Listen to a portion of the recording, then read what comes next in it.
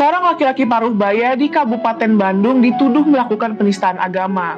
Laki-laki keturunan Tionghoa dan non-muslim itu marah-marah sambil dianggap bersikap merendahkan etnis Sunda dan agama Islam.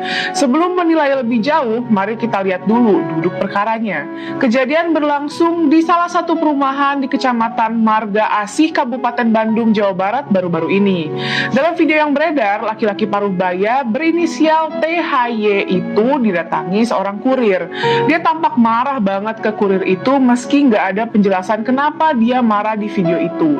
Dia memarahi kurir itu pakai bahasa Sunda sambil menyodorkan uang Rp100.000. Kalau diartiin begini bunyinya, kamu suka ke luar negerinya ke Eropa, kamu gaul dengan Sunda lagi, gaul dengan Islam lagi, gaul dengan Kristen, jadi otakmu nggak kebuka, nggak terlalu fanatik katanya. Membaca Al-Quran kamu nggak pakai otak, dengarkan oleh bangsamu, oleh orang yang seagama denganmu. Jangan nyuruh orang lain seperti saya mendengarkan Quranmu. Aku tak percaya ke Quranmu, itu tuh Quranmu, kitab suciku Tripitaka, lanjutnya.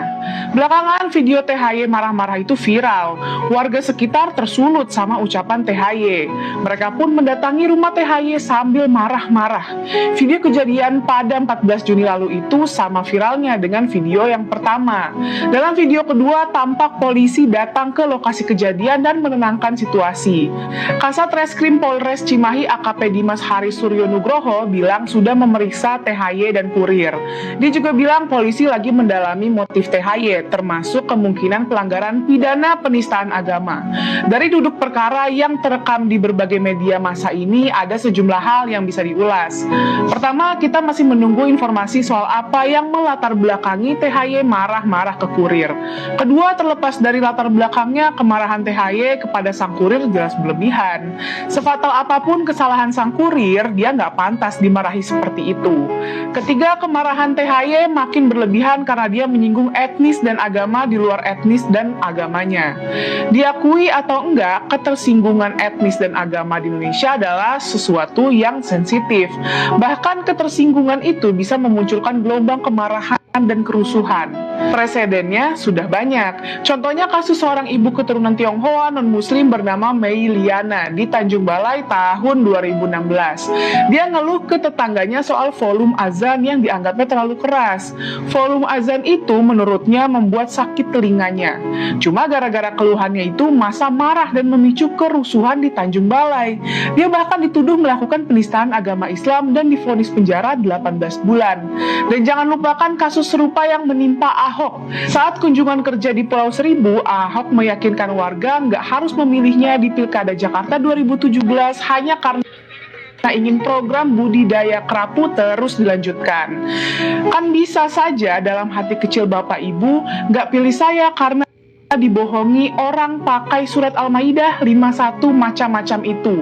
Itu hak Bapak Ibu. Kalau Bapak Ibu merasa nggak bisa pilih karena takut masuk neraka, dibodohin begitu, nggak apa-apa katanya. Potongan ucapannya ketika itu diviralkan dan memantik kemarahan sebagian umat Islam. Ahok dituduh menistakan agama Islam dan terjadi demonstrasi besar-besaran. Belakangan Ahok divonis 2 tahun penjara. Kembali ke kasus THY. Apakah kemarahan THY itu berniat menistakan agama Islam atau kemarahannya itu cuma luapan emosi pribadi? Emang masih belum jelas juga sih. Tapi yang jelas di negara kita label penistaan agama itu powerful banget.